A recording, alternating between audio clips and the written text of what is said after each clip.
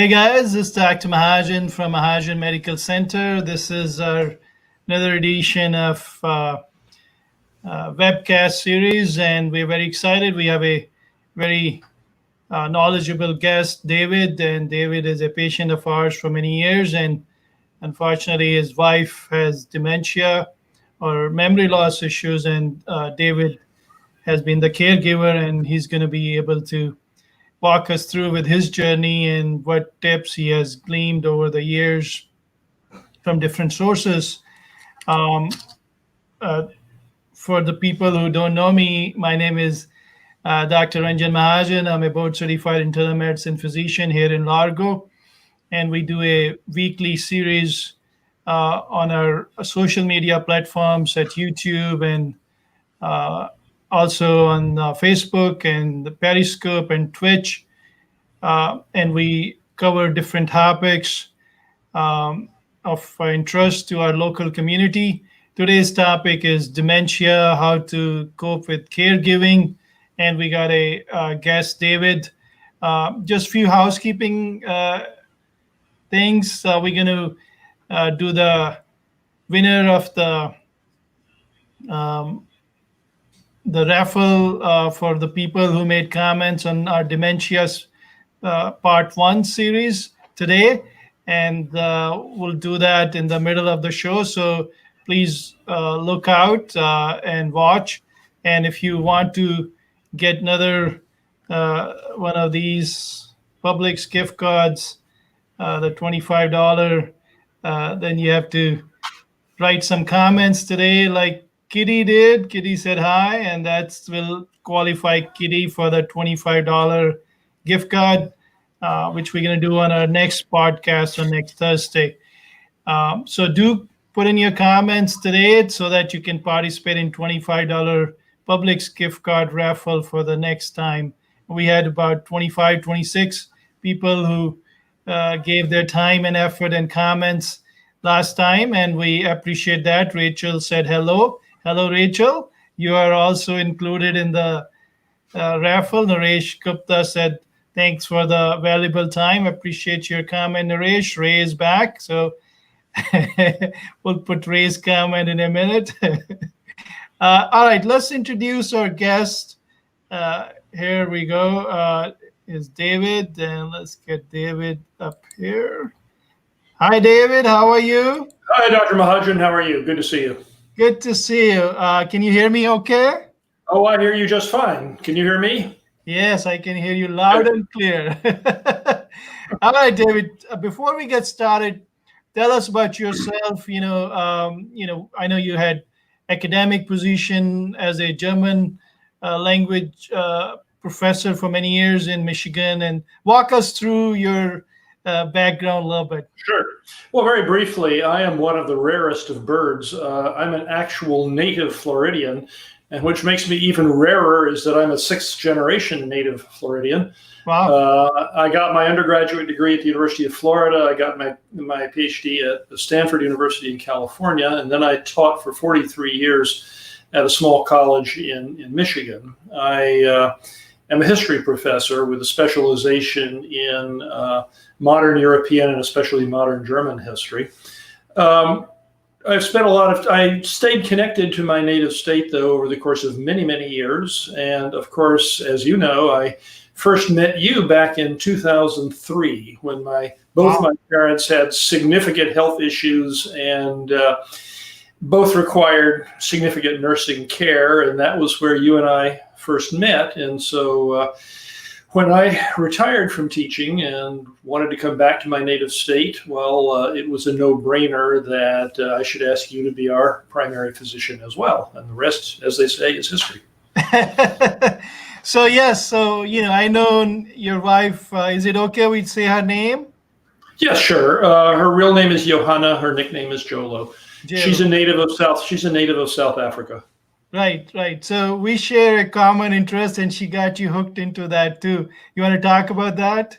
Oh yes, I've been a baseball fan all my life, but thanks to my wife and thanks to Dr. Mahajan, I also became a cricket fan. And so she is a fan, of course, of the South African national cricket team, which often plays the national cricket team from India. And both are excellent teams, and they've turned me into cricket fans as well. And that, in fact, has been, to get to the subject of today's talk, that has been, there is actually, on our local cable, there's an option for a 24-hour, believe it or not, a 24-hour cricket channel. Wow. And so we watch a lot of cricket, and that's been very, very good for her.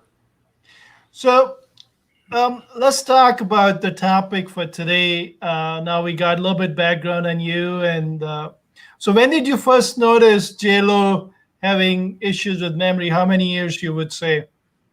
I first noticed it, and friends first noticed it around 4 years ago, around 2016. And it manifested itself in what I would call spatial confusion. She, when we would go out to get into the car, she would walk around the car and she wasn't sure quite which door to get into. And I noticed that even before we began noticing short-term memory issues. But they began to develop about then too. We moved back to Florida in 2017, and by that time, the memory issues were getting to the point where I thought that we should get a diagnosis, and you referred us and to a specialist, and we have been following up ever since then. So I'm sorry to interrupt. What have you noticed in terms of progression, in terms of over the last 4 years with JLo's cognitive abilities? What has stayed intact? What has gone downhill?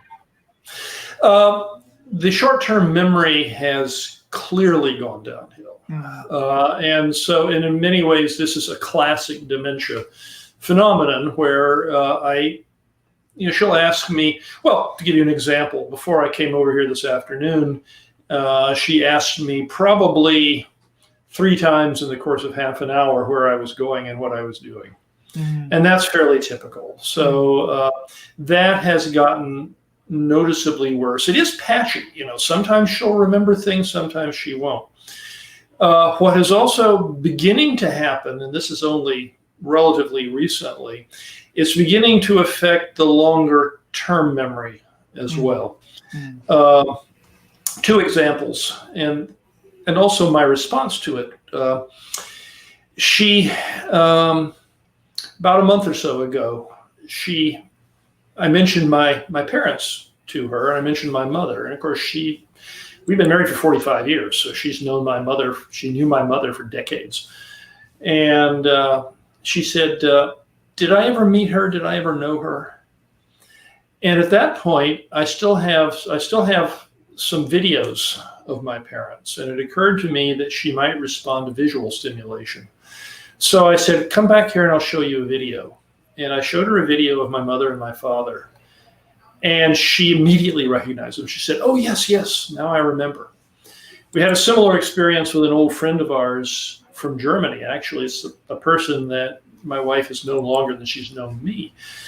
And she said, do I know this person when I mentioned her? And again, I showed her a photograph. And that was a memory trigger as well. So I am finding that she is responding positively to these kinds of visual stimulations. I think you bring a very good point, David. As you probably research, and I know you're a scientifically driven person, the visual cues linger for a long time. So in other words, let's say you want to warn a patient, let's say they're living in your house, like your JLo is living in your house, and you warn them that don't touch the oven. The best thing to do is put a sticker on it. It's hot. And, That's right. No matter how many times you tell them, they will forget. But if you put a sticker, the studies have shown that the visual part of the memory lingers for a long time. So you will see, you're right to point out that's a good way to, use that tool of visual reminders. So go ahead. What were you saying? I was going to say that I do the same thing because I think it's important for her. to retain for as long as possible what they call the activities of daily living, or ADLs. And that includes, among other things, finding her own clothes and dressing herself. So what I've done on her dresser and her chest of drawers in the bedroom is I have put on a big sign and also a picture next to it. So, for example, a T-shirt drawer. I'll have a sign that says T-shirts, and then I'll have a photograph of a little T-shirt next to it. And since English is not her native language, I'll put my little sign in both languages, in English and her native language as well. What's her native language? Her native language is Afrikaans. She comes from South Africa, and that's a language which is derived from Dutch but developed separately in South Africa. I see. But she speaks fluent English, though. Oh, yeah, but it is an acquired language, and it has occurred to me that again, there may be some implications in terms of the development of the disease for acquired versus native language. So, right. Have you noticed that when she is stressed or on the bad days, she goes back to Afrikaans? No, she hasn't done that yet. And in fact, and this is really strange, and I don't understand, I don't know the reasons for this. In some ways, it's been the opposite, because through WhatsApp, we can stay in touch with her family in South Africa, despite the COVID business and all of that. And her relatives have spoken Afrikaans with her all their lives and all her life. And when she speaks, for example, with her niece, who's also her godchild, she has to remind her that says, "Oh no, don't speak English. Speak Afrikaans. You've never spoken English to me before." So in some ways, her natural response these days is to speak the acquired language. I don't know. I don't have an explanation for that. It may be that simply because she speaks it so much over here. That could be what it is. Let me bring a slide, and I want to share this. This is a very good resource from National Institute of Health, and we had a link for all the caregivers. You should definitely download. It's a free link. Let me share that with everyone. Let me bring that up. All right, so this is we'll put the link for you guys. This is caring for persons with Alzheimer's disease. And I saw this guide and I read through it. It's really fantastic guide for, someone who's like David going through, what he's going through. And I'll bring to one page, David. I want you to see if any of that makes sense to you. Okay, so we'll start with this page. All right, so it talks about changes in communication skills. And then like trouble finding right words, problem understanding the words, what you talk to her, problem paying attention during conversation, trouble remembering the steps in common activities such as cooking or meal prep, paying bills, getting dressed. Did you notice JLo having these? So far, I have not noticed that she has had problems understanding me, although I do have to repeat a lot. And I have taken over all of the food preparation, all the cooking and cleaning responsibilities, because I do get her to help. It's important that she have a sense that she is still useful and that she's doing useful things. And so she often asks me, can I help do something? And so I do have her help me clear the table and set the table and that kind of thing. When it comes to the actual cooking, the risks involved in working in the kitchen are such that she doesn't do that, but she'll watch me. And but I do have to repeat a lot when we get dressed in the morning, when we go to bed at night. I have to repeat a number of things. And when this condition first emerged and became significant, I started going before COVID to a support group, and a local support group. And the biggest takeaway from that, and it's the single biggest takeaway that I've had in all of this, is that you have to learn almost infinite patience in terms of communicating with the person, talking to her, And just going through as I said, the rituals of daily life. I mean, I have to remind her every single morning and every single night to brush her teeth. Let me ask you this. Someone else shared with the last webcast that in addition to what you just mentioned, the patience, the infinite patience, she also mentioned structure. She said Oh, that yes. she learned that you should have same time for the bathing and breakfast and That's absolutely right. so those are two solid tips. The structure, having same things at same time, no surprises, That's right. and patience, which is hard. Yeah, yeah. Let me share one link here and let me get your input as well. So this is from this guide, and it talks about how to overcome the communication challenges for for the loved ones who are going through these communication issues. And they talk about showing a warm, loving, matter of fact manner, holding the person's hand while you talk, be open to person concerns, let him or her make their decisions, and stay involved, as you pointed out just now.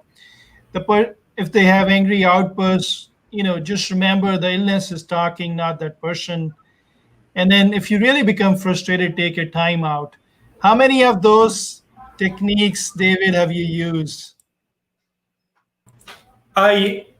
She has been remarkably even-tempered throughout all of this, because I've often, in doing my own research, I've learned that aggressiveness can be a typical symptom. Thankfully, that has not been the case with her at all.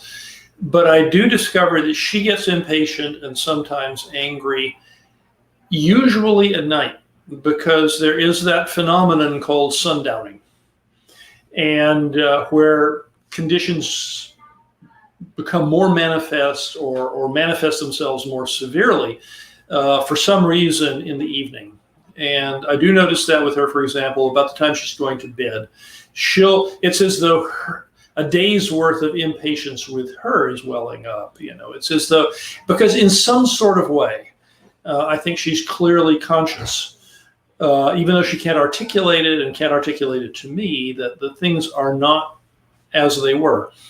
And that impatience can sometimes boil over a little bit. It doesn't express itself aggressively, but it expresses itself in terms of a certain kind of anger when she's going to bed. She'll say things like that, "Oh, you're being a bully," or "Oh, it's your way or the highway," that kind of thing, which she otherwise doesn't do during the rest of the day. But otherwise, during the course of the day, I know that I have to repeat things over and over and over again, but she generally is pretty even-tempered. Great. Let me bring some other pointers and see if you're using that in your day-to-day, handling of her. So it gives certain examples like, let's try this way instead of pointing out mistake. Please do this instead of don't do this. Right. Thanks for helping, even if the results aren't perfect. Have you used any of those techniques? Oh, yes. Oh, yeah, absolutely. For dementia patients, or at least for my dementia patient, positive reinforcement is really critical. I mean, positive reinforcement is useful to all human beings in all circumstances, but I've discovered that it really, really helps here. And although this can sometimes be difficult, if I'm tired at the end of a long day, because even though I'm retired from teaching, I still have a number of other responsibilities related to my profession. And so if I'm tired and I want to go to bed at night and I am a little bit, I just want to hop into bed and go to sleep, my patience is sometimes tried as well. And so under those circumstances, it's difficult to be positive all the time, but you got to make an effort. You really have to be, because it pays off. Being negative, saying, no, don't do that, is crazy. And something else I've noticed over the years as the disease has evolved is that it doesn't do any good when they start engaging in unusual behaviors. And they are going to do that. I mean, she does things now that she would never have dreamt of doing in the old days. And it doesn't do any good to ask them, well, why are you doing that? Or no, you shouldn't do that. Because among other things, it elicits a negative reaction. So I either try to ignore it or divert her from it in a positive sort of way. But being negative just doesn't work. I was looking through this, book, and it had a interesting point. It was saying, try not saying "I told you so" or "Don't you God, remember?" Yeah. Right? No, that doesn't work. Because they, like, JLo has insight that she has memory issues, and you want to talk. And that's the other tip one other person gave us in our previous webcast, which is very relevant, is you should talk to them not like a child, but you should respect them and talk to like a regular person. So Absolutely. if you belittle them, it's not going to help the situation. No. That what we always have to remember is that this is a person who was an educated, professional adult. She is a retired music librarian. And that she is the victim of a horrible disease, but either being overtly pitying is bad, and treating them like a child is bad. What we need to do is remember that these are adults who have contributed to society, who deserve our respect and deserve our affection. That's a good point. Have you noticed any mood disorders like anxiety, depression, paranoia kicking in? Not so far. Depression, occasionally. There have been times where she'll say, "I'm really down." But fortunately, one of the regular medications that you have provided as a result of consulting with you, Dr. Mahajan, is an antidepressant, which I think has really helped. What has been an issue, and this gets back to the point that you were making about routine, what has been an issue during the COVID era, during the pandemic, is boredom. She is, and this is part of the tragedy of this disease. I mean, I don't want to sound melodramatic or pathos-laden, but one of the tragedies of the disease is the loss of skills which had been so important to a person earlier in life. She was a librarian. Books were central. Reading was central to her life, and she can no longer read extended texts. So reading books is out of the question. She can't do that anymore because she can't remember the narration. So we have TV, thankfully, and we have live stream, and we can watch things. Netflix, fortunately, because my wife speaks fluent German, which she still understands, interestingly. Netflix actually has a number of programs from Germany that you can listen to in German, and we've been doing that.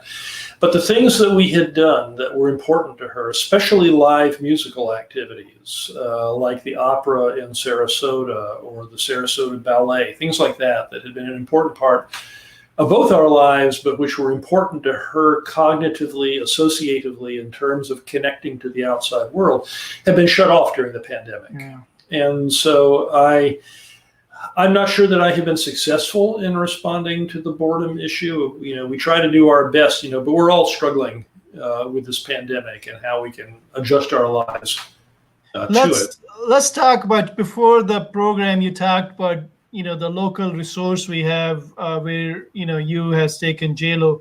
Talk us through, the recent COVID-19 webinar you had, the birds. Yeah. So what tips you got? Yeah. Well, we here in Pinellas County, we do have a wonderful neurologist whom you referred us to, and we have been going to him too. But and he has been marvelous. But in a situation like this, which is life-changing, it's important, I think, to get a variety of perspectives. And in my own case, I confess to being an academic, and so my natural fallback position when it comes to any problem in life is to think about it academically. So you referred us to the Bird Institute for Alzheimer's Research, which is part of USF Health at the University of South Florida in Tampa. They are a truly remarkable institution, and I am very much in your debt for having referred us over there. They have a variety of programs. They do a variety of things. They're a major center for dementia research and Alzheimer's research specifically, but they also do a lot of consultations. And as a result of the pandemic, none of us can participate in live support groups anymore, which are so important for caregivers. I mean, the realization that we are not alone in dealing with this, and that there are resources that are available to us. The Bird Institute has been a wonderful provider of that. And recently, I've started being involved with and participating in a series of virtual workshops that they organize over there, which I have found to be very, very helpful, with lots of good advice to caregivers about things that you can do. For example, especially during the pandemic, given the fact that we are isolated, that we can't get out the way we used to. One example that we talked about at some length in the most recent workshop was my wife has a condition, a symptom that is apparently quite typical of Alzheimer's, and I guess other dementias as well, and that's fidgety hands, fidgety fingers, sort of where you constantly want to play with things. And this has been bothering me because I haven't known how to deal with it or what to do. And they apparently there's a series of Alzheimer's toys, actually, little things that they can do, like Alzheimer's, like fidget blankets, that when they're sitting and watching TV and their fingers are fidgeting, they can do different things on the fidget blanket, which are good not only for maintaining manual coordination skills, but also for keeping those fidgety fingers occupied while they're watching the TV or whatever. And this is something I had not known about this. There is an Alzheimer's store, a website, and inevitably, of course, Amazon also has a number of Alzheimer's applications. So I learned about these things. Yeah, the fidgety toys are very useful for also people on ASD, the autism spectrum disorder. So yes, it's the same kind of concept, and I'm glad you brought it up. Let me bring this slide back again, and let's see if any of these things help you in your personal experience. So they talk about, any new medication, you got to be careful. If there's a lack of sleep, you still have to, worry about that, and more so in people with Alzheimer's, any form of dementia, their sleep cycle get topsy-turvy. If they have infections, constipation, hunger, or thirst, they may not be able to express. Luckily, JLo is not to that point, but it's something to consider for someone with advanced dementia, that they may be hungry. That's why they're grouchy, not because of dementia. Poor eyesight or hearing, I think that's an important point I bring up to all my patients, caregiver, that make sure they get their eyes checked, because they will get more withdrawn if their hearing is poor, or if their eyesight is poor, they will have more falls, not because of dementia, but just because of other parts of the aging. And less access to alcohol, because alcohol, as we all know, affects the brain in a not a good way. It can by itself cause Wernicke's encephalopathy or other forms of encephalopathy. So definitely there should not be any alcohol given to any of these patients. And same thing with too much caffeine. We need to be careful not to overstimulate these patients. Any of these things ring true with you, David? Oh, absolutely. It was in terms of the sleep cycle. Again, I owe a lot both to you and to the Bird Institute, because both you and the Bird Institute folks, in looking at my wife, said, I wonder if we have some sleep apnea issues, because sleep apnea apparently can contribute to cognitive problems. And so we were referred to a local sleep institute, and sure enough, we discovered that she had severe sleep apnea. And so for about a year and a half now, she has been on a CPAP machine. And that has been very, very helpful too. And something else that we discovered, and again, both Bird discovered it and you did too, Dr. Mahajan, and that was that she had a vitamin B12 shortage. And that, which can also, as I understand it, contribute to some memory issues. So we put her back on vitamin B12. We've had her on the CPAP machine, and I've got to think that those things help. She complains that she doesn't sleep well with sleep apnea with the CPAP machine, but when I see her snoozing there, I know she's sleeping perfectly well. I think I brought these points up in our part one of the talk, but I'm glad you reiterating those things, because even if they make a small difference in terms of improving the sleep hygiene and adding more REM sleep, let's say with CPAP and BiPAP, or with B12, folic acid deficiency, that's the other one, or thiamine deficiency. Those are the one we worry about the most. Or let's say hypothyroidism, that's another one, which is, they're all easily reversible. So that's a good point. Even if they have underlying dementia, let's say frontotemporal or normal pressure hydrocephalus or Alzheimer's, the big one, anything we can change a little bit to improve the condition will help them, keep them independent at home, and provide some quality with their caregivers too. Because end of the day, God forbid she gets worse, you'll be lonely too. It's a lot of work for you, but she provides you companionship, which is huge. Yeah. Sure, we've been married for 45 years, so. Yeah, that's huge. Also, I was researching, and I'll bring that slide up in a minute. If you go out, let's say you were pointing out to that, and she's not to that point, but some of the dementia patients are more advanced. Having a business card written down on that, hey, my Mrs. Smith or whatever suffers from dementia, Alzheimer's, and she may behave irrationally. Please understand that. So, having that cards available and giving it to, let's say, wherever you go, so then, they don't kick you out of the hall, or, at least don't interrupt you. I think that's a good thing to pass out and have ready as a, because other people think them to be normal. There's no dementia written on their face. It's just not that they have, any physical disability. They look normal to other people. Interesting that you should mention that, Dr. Mahajan. You may have seen me looking down. I was looking into my wallet.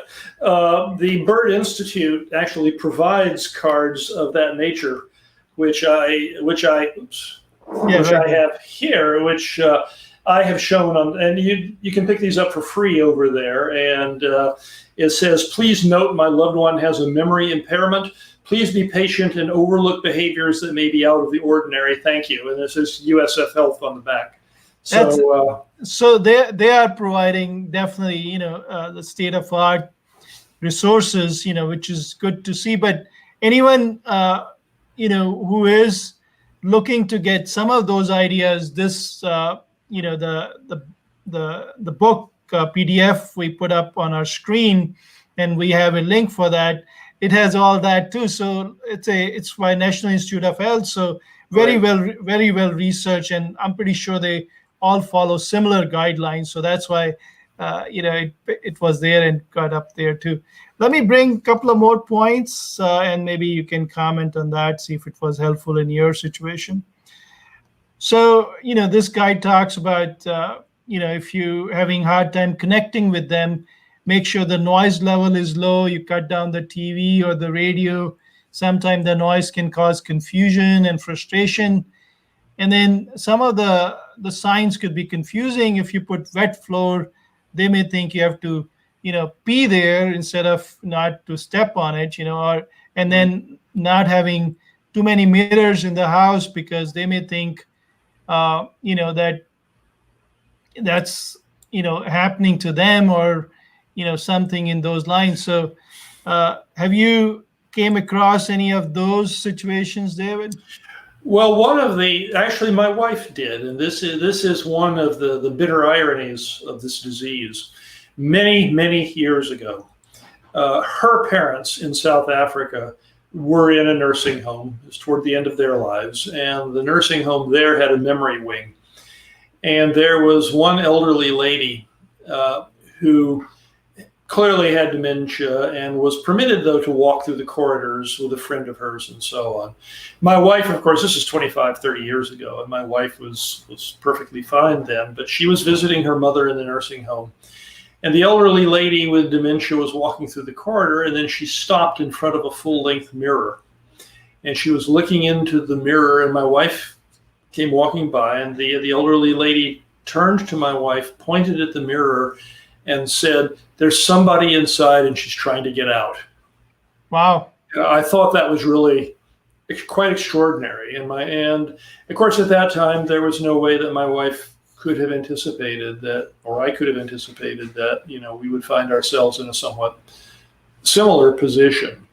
But it does bring us back to the point you raised earlier about routine. Routine, I've discovered repeatedly that routine is very, very important. And one of the things that I found as a highlight of her day, and this is a result of her South African upbringing, and that is very important to our day, is our afternoon tea. It's the old British influence. Every afternoon we have tea right at tea time. We sit out on the patio, look at the garden and that kind of thing. And every single day she comments on how beautiful the garden is, which puts pressure on me to that way. But I mean, that is something which is incredibly important, the whole tea ritual. And that's an example of how routine is so important, as you were saying earlier. How about music? Did you see if you go back when she was young and she has those musical memories, playing those music, if she is upset, or does it help? Well, as I mentioned, she's a music librarian by training and by profession. And the music we listen to is basically the same music she's listened to all of her life, which in this case is almost entirely classical music, with a few exceptions. And that big exception, and this is what makes her happy, this is an important exception. I have a collection of CDs in her native language, in Afrikaans, and it also includes music from South Africa. And as you can imagine, South Africa is a very diverse country with very diverse musical traditions. And there will be times, especially if she's feeling down, and I can sense it, that instead of listening to Schubert or Beethoven, whom we usually love, I'll have her listen to a CD full of live comedy by performers in Afrikaans. And she'll immediately react to that. So yeah, you're absolutely right. I mean, those do clearly trigger positive memories of her earlier life. And as you know, there is a lot of research on music therapy, a lot of memory centers I go to, they do that, and they try to ask the families what are the, she has that preference for Afrikaans comedy or Afrikaans music. Similarly, if they have any particular interest when they were young, which make them happy, no matter how advanced the dementia is, studies have shown that they get into the happy zone, they start singing with it, they brings them back to a different part of the brain, where they're happy. So yeah, music I think is fantastic if they can connect to a particular piece of their life where. Oh yeah. Yeah. She is doing something which recently, which is in many ways quite charming, which she'd never done before. She really knows her music. She can talk about A minors and all sorts of things, like till the cows come home. But lately, and friends of ours have noticed this, she's doing things that she never did before. She would listen to music intensely, say a Beethoven piano sonata or something like that. But now she's doing things, she's tapping her feet to the beat of the music. She never did that before, ever. But now when we're sitting there listening to music, she'll be listening very intently, and she's tapping her foot. And I never saw her do that before. So that's a kind of, not everything that happens with these things is entirely negative. Right. No. you got to take one day at a time with Oh yeah, absolutely. caregiving. You don't know what the tomorrow going to bring. So if you have something good, enjoy it at that time. Live the present. Absolutely. Yeah, Absolutely. live it. I think that's another good. So we talked about two important points or three important points. Let's just rehash for people who joined us now. Now this is David. David is, Hi, everybody. and my name is Dr. Ranjan Mahajan. I'm a internist here in Largo. David has a South African-born wife who is a music librarian, and unfortunately, for last 4 years, has been going through memory loss and has dementia. We're still struggling with the diagnosis, but most likely is Alzheimer's. Less likely be normal pressure hydrocephalus, right, David? That is correct. We settled on that now. Right. So for people who doesn't know what normal pressure hydrocephalus is, let me give a quick primer on that. So when JLo came to Earth about, I think, 3-4 years ago, we did a CAT scan of the brain, and part of the brain which is like channels, if you may, where the fluid bats the brain, sometimes get bigger, but interestingly, it get bigger as the brain atrophies too. So you want to make a clear distinction whether that's the cause of the dementia or as a result of the atrophy. And sometimes it's hard, like in JLo's case, it's been kind of difficult because she could have gone either way. So what I mean by that is there's a condition called normal pressure hydrocephalus, and it means exactly what it says. That means the pressure coming out of the fluid, if you tap the fluid out of the the lumbar spine with a tap, the fluid pressure is not that high, but once the fluid comes out, their overall functions improve. Their balance can get a little bit better, and their bladder control may get a little bit better, and that's a sign that they will be a good candidate for putting a shunt in their brain to reduce the fluid buildup. But it sometimes get complicated, as in JLo's case, we were not sure if that's the case, or the brain has shrunk and then the real state taken over by the fluid, because the gray matter and the white matter is not volume wise as much. So that's a bit more complicated, but I just wanted to bring that up because that's a condition which can be improved, the normal pressure hydrocephalus, if picked up early. So I just wanted to throw that out there for people who have early stage of dementia and their CAT scan shows large ventricles. They should get it checked. You have a comment? We went through a number of tests in Tampa for that, and the tests are still not entirely clear, as you were saying. But I think the general consensus is that she probably doesn't have it.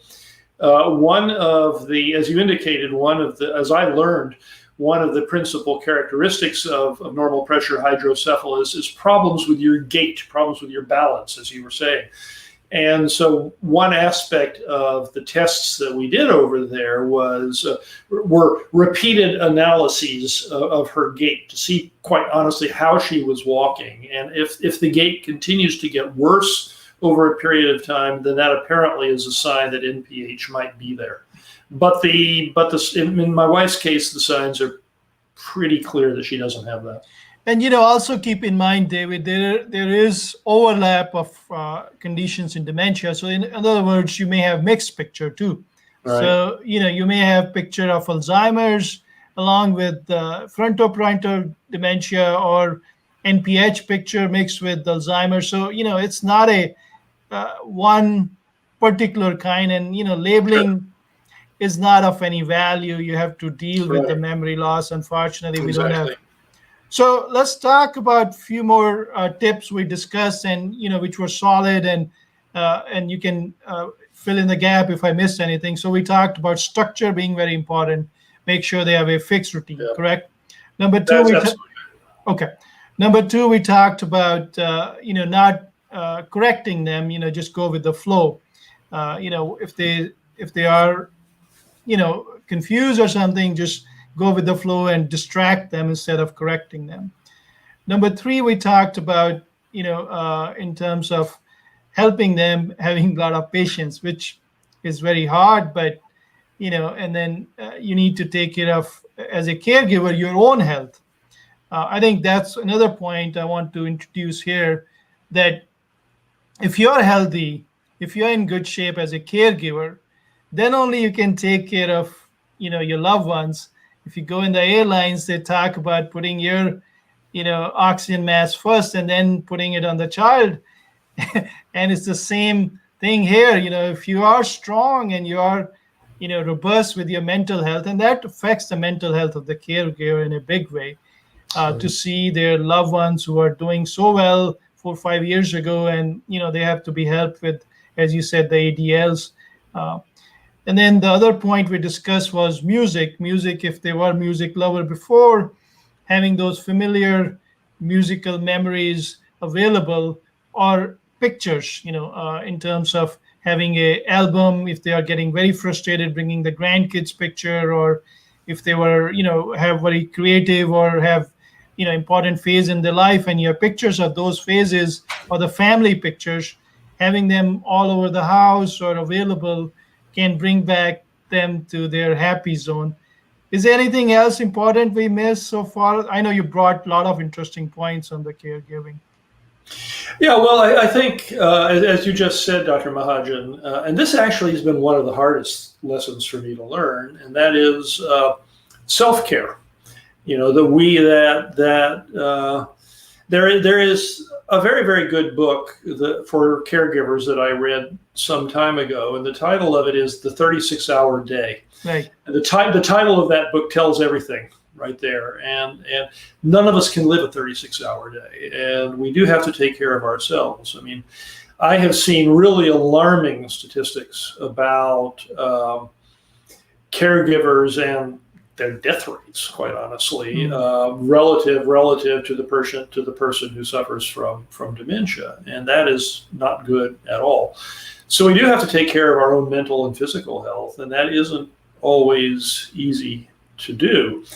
One thing that we've talked about in the recent workshop, and this is something that I think is very important, and I have not really done sufficiently myself, and which I really need to do, and that is we need to have a plan not only for something bad that might happen to us as caregivers, but even something less bad. I mean, what happens, for example, if we don't have available help, and say I have to go in for a knee replacement or a hip replacement or something like that? These are the things that come with age, and so we need to have a plan in place, not only for ourselves but for our loved one, for eventualities like that.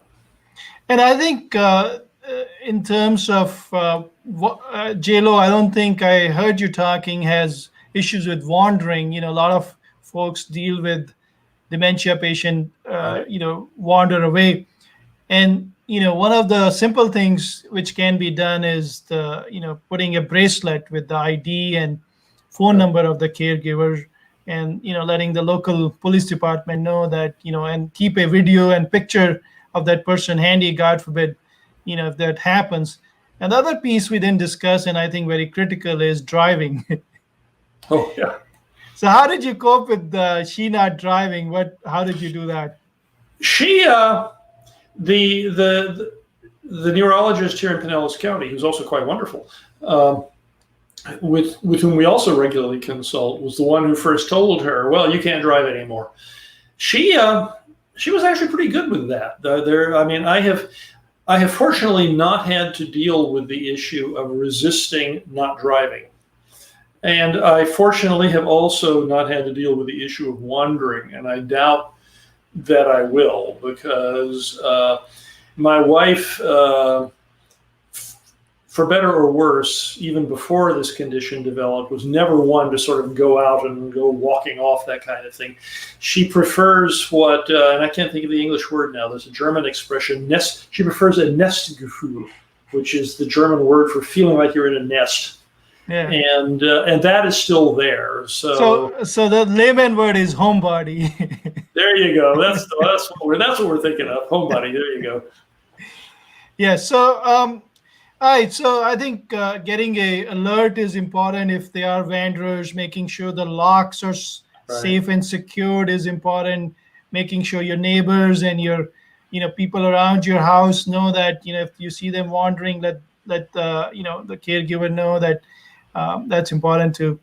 And then other piece about driving, a lot of patients come to me and like the neurologist said, I also do the same thing. I just tell them do not drive.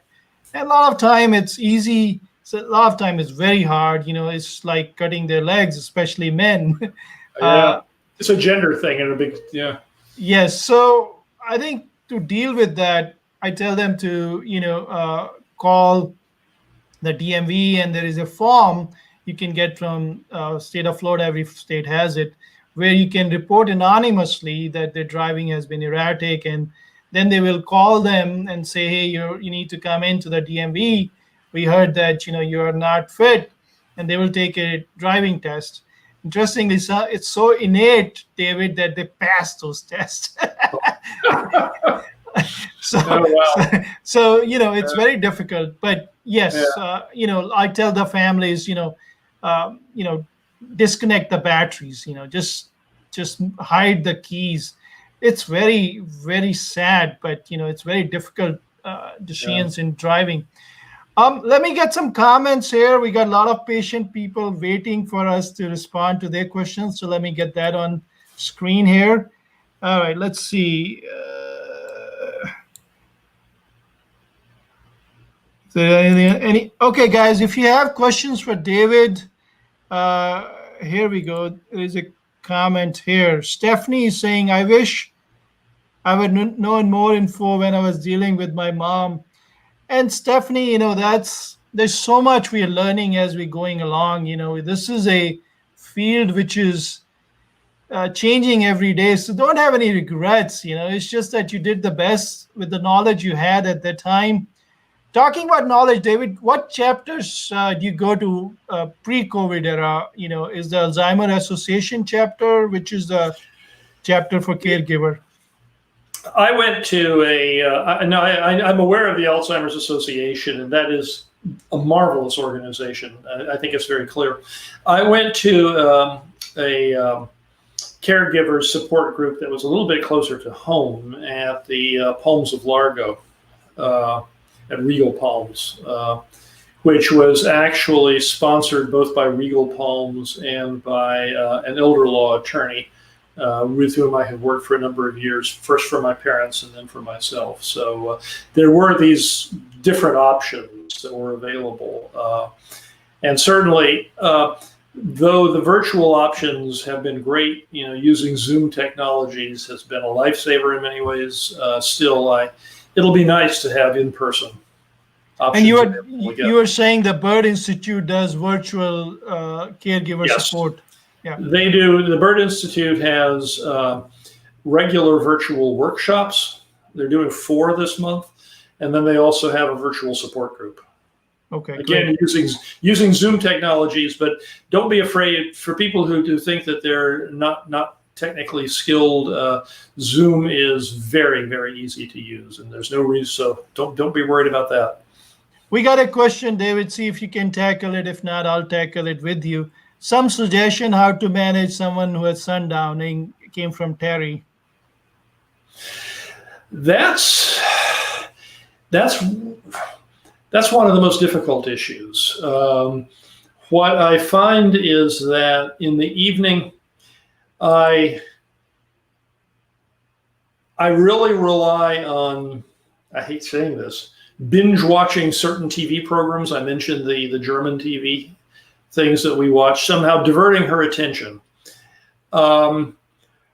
Getting her to bed takes about, given the resistance that I mentioned earlier, takes about 45 minutes. So the patience that you have to learn is called upon doubly or triply when dealing with sundowning. But otherwise, in terms of specific therapies and practices, I'd be interested in hearing what you have to say also, Dr. Mahajan, because that really is a bit of a problem.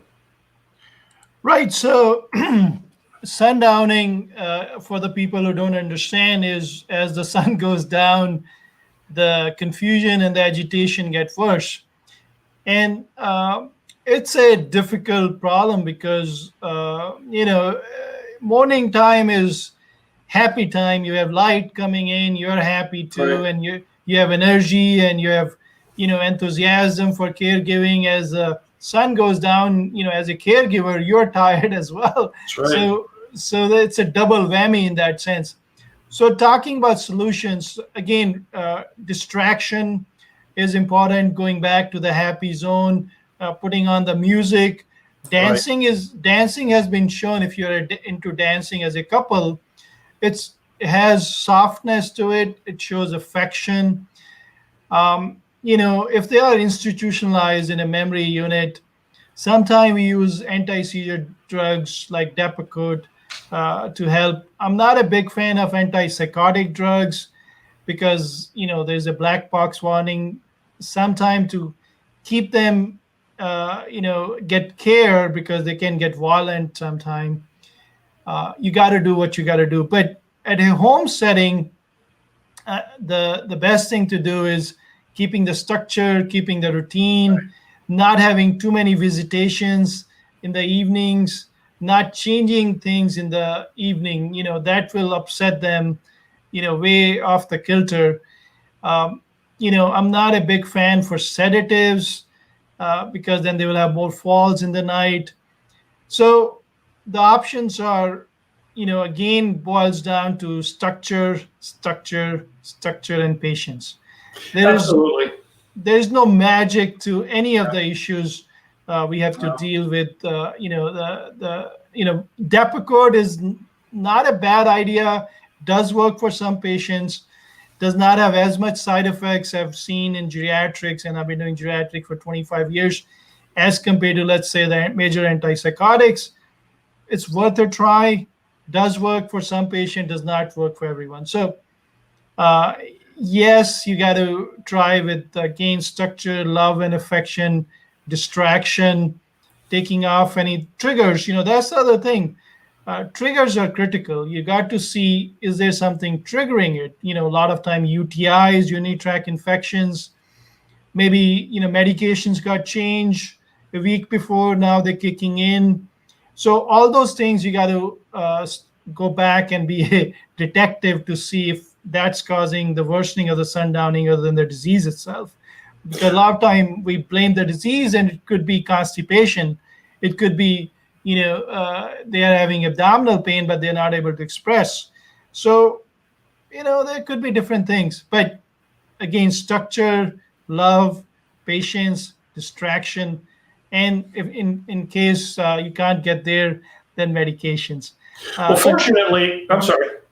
I was going to say, fortunately, I like to binge watch the same TV shows that she does, and so I have found, you were mentioning love and affection.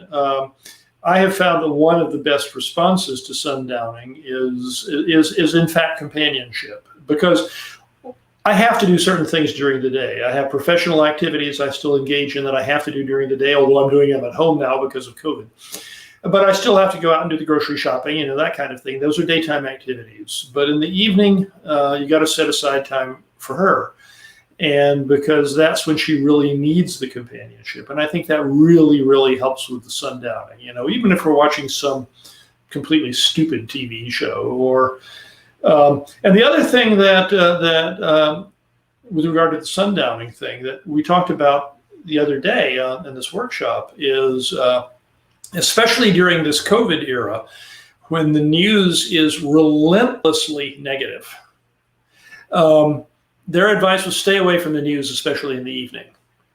And so my wife is, I just said I like some of the TV shows. I don't always like all of them because I see them 50 times, but my wife loves reruns of the Golden Girls and Frasier. So, and she's a night owl too. So, and she always was, she still is. So, we'll stay up late and we'll watch a couple of episodes of Golden Girls and Frasier before we go to bed. And I find that has a calming effect too. But she'll want me to turn on the BBC News from time to time, and I'll find excuses for not doing that because this relentless round of negativity can really have an effect on them. I think that's a great point, David. Cutting the TV also helps with sleep too at night because they think it's happening in their backyard when the TV is on. So yes, absolutely. Less TV, more living in the past is good for them. One more thing, and then we'll go to the raffle draw, and we'll do the breathing exercise. And talking about breathing exercise, I think it's helpful for caregiver too to do yoga and breathing exercise. I know you're a big fan of Tai Chi, and all those activities are good for caregiver to maintain their mental health and physical health. And also, I think if the dementia patients are at that point where they can understand the instructions, and if you do activities with them like physical activities, walking with them, making them tired through the day, with dancing and breathing exercises too. I think that will make a big difference in calming effect overall of their mind, and it will help the caregivers too. And you're doing the activity together. So I'm going to teach you a breathing technique today, David, which you can do with Okay. JLo once we're done. So let me get one more comment, and then we'll go to the raffle draw. So Stephanie asked, is it hereditary? And I think I addressed that, Stephanie, in my previous podcast or webcast, but I'll touch it briefly again today since you brought it up. Some of it is, interestingly, if it's on your mom's side, your chances are higher. But most of it is not. So, there are certain genetic, disorders which are dominant, and we see some clusters of them in Latin America, which are very useful for research, where they get in their 30s and 40s, and they are autosomal dominant, forms of Alzheimer's, which happen unfortunately, in their 30s and 40s. And those you can pick up early, but they run in the families and they intermarried, and that's how they got clusters there. And then there is ApoE4 gene, which can be genetic, but the good news is you get one copy from your mom and one from your dad. So unless you really unfortunate and you get ApoE4 from both parents, chances are less. But yes, it can be, but not as hereditary as you would think. So that's a good news. If there's a good news, if you have a loved ones like your sibling or your parent has Alzheimer's disease. Do you have any other comment, David, on this, on your research, which I didn't cover? Well, it's very interesting you should mention that, because I have a colleague with whom I worked for many, many years when I was teaching, whose wife has a family history of early onset Alzheimer's. And she fortunately never had it, but she had a sister and I think a cousin and several other relatives who began suffering early Alzheimer's when they were in their 40s and 50s, I think. And she and other family members have actually been the subjects of ongoing studies about this question of the inheritability of early onset, the early onset disease in this case. And I don't know that they've reached any conclusions yet, but I do know from her experience that she's had a number of tests. Yeah, it's not that common. That's the point I'm trying to make. So Yeah. that's Yeah. good. We don't want it to be genetic, because No. and even if we find out it is, there's no cure, so you got to plan. And that's the last point I want to cover, and I'm pretty sure you've done that. You're such a thorough man, is to have your advanced planning done. The will, the DNR, if they want to be DNR, advanced directive, if they want to make a trust for their kids, grandkids, they should do early on and not wait when they're more advanced. It become more tricky. What's your take on that, David? Absolutely, that is something that I would urge everyone to do. And as soon as my wife got her diagnosis, that was one of the very first things that I did, was to go to the attorney, in this case, the elder law attorney, and get all of those documents updated, because he in particular is attuned to these kinds of issues, being an elder law attorney. And we were able to get all of our documents updated, including, as you say, the DNR things, which are so terribly, terribly important, living wills, all that kind of stuff. So absolutely, 100%. All right, let's do the raffle, and then we'll teach you a breathing technique today. It's called Victory Breath. For people who are just tuned in, I got a honor of sitting down with our friend, PhD in history and German studies, David, and David unfortunately has a caregiver. Fortunately, unfortunately, he's doing such a good job. So fortunate for his wife, JLo, and she has been have slow progression of dementia. You would say moderate, mild. Where you'll put her? I would put it. It's not mild anymore. Right. I would put it in the moderate category. I don't think it's severe yet. Right. I know that's where this journey will take us ultimately, right. and we have to be prepared for that. Right. But we're not there yet, which again is why it's so important, as you said, to live each day while you One day can, at a time, and to cherish each positive memory that you have, because the disease at this point at least still remains irreversible. Right. So let's do the raffle. We did a, people commented on our live show, David, when we did Dementia Part 1, and we went over treatment options and diagnosis and different forms of dementia. And there were a lot of participants who, did comments. And if you guys do put comments today, you'll be in raffle for the next go round. So please do comments if you like the show, if you like David, what he did by spending his time and energy today. Please give him wows and thumbs up. And any questions, I'll get the answers from David later. So if you watch it, once you come back home and you're not watching it live, still put in comments. You'll be qualified for the $25 gift card from Publix for putting comments on our show today. And this is the ball we have. Let me make a full screen so people can watch. So we're going to put a drum roll. All right. So here we go. And we're going to pick a one winner for the $25 gift card for putting comments on our show. All of you guys who are listening, please do comment so you can participate in the next raffle we're going to have on next Thursday when we do our 4:30 event. So I picked one. Let me see who's the lucky winner. Oh my God, it's Ray Davis. Ray, I know Ray is watching here. Let me bring Ray up here. Here he goes. So Ray Davis and watching with Caroline is the lucky winner. So guys, give a big thumbs up to Ray. He's been watching us since we started this show. So Ray, all those boring episode you saw gave you $25 Publix gift card. So make sure you take Caroline out with the mask on to Publix and get her some flowers for those $25 gift cards. Thank you, Ray and Caroline, for watching, and congratulations. Now, let's see. We're going to talk about breathing exercise. The breathing exercise which we're going to do today is called victory breath, or other name is called Ujjayi, or that's the yoga name, or pranayam name is Ujjayi breath or victory breath in English circles.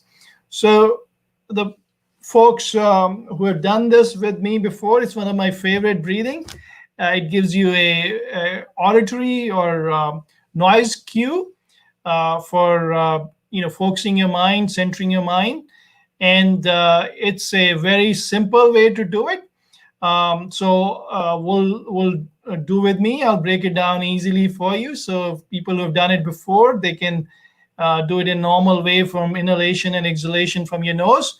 People are new to it, so I'll break it down in a simple way for you. So make sure you're sitting up straight with your hands on your thighs or in your knees, and then breathe in slowly. Keep your eyes closed through your nostril. Always breathe in through your nostril slowly and go all the way as much as you can comfortably. So breathe in with me, and then keep your mouth open and breathe out as if you are fogging the mirror. Do one more time. Breathe in through your nose and then fog the mirror. Now, same concept without opening your mouth. We're going to do through your nose. It will be Darth Vader breathing, or as if you have a constriction in your trachea, or you will, when you exhale out, it will be like a sound of the ocean. That's how It helps you focus because you're creating a sound, a gentle sound. It doesn't need to be loud. So it will be sounding like this.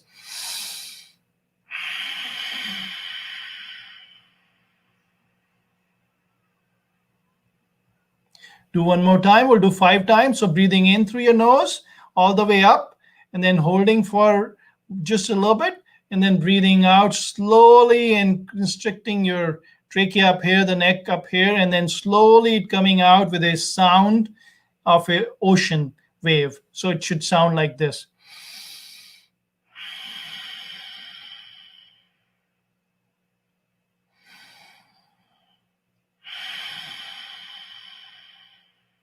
Three more times.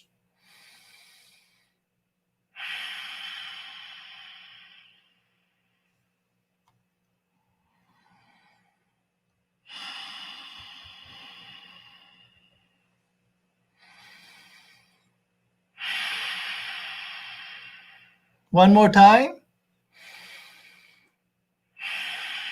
That's it. Wasn't that hard? That's called victory breath. Again, this is Dr. Mahajan from Mahajan Medical Center in Largo. I'm a board certified internist. Thank you for watching today's podcast. It was brilliant to have Dr. David, our German history professor, to share his tips and tricks to help his lovely wife, JLo, to deal with the dementia, and how he's been so successful keeping her independent at home. If you have any comments and questions, please put in, and if you comment on our live show today, you'll be in for raffle for 25 gift card for the next show at 4:30 on Thursday, Eastern Standard Time. And I want to congratulate Ray Davis and his lovely wife Caroline for being the winner of our $25 gift card today, for putting comments and being a loyal supporter of Mahajan Medical Center for all these years. And I want to thank David for his time and coming to our show, David, and appreciate you sharing.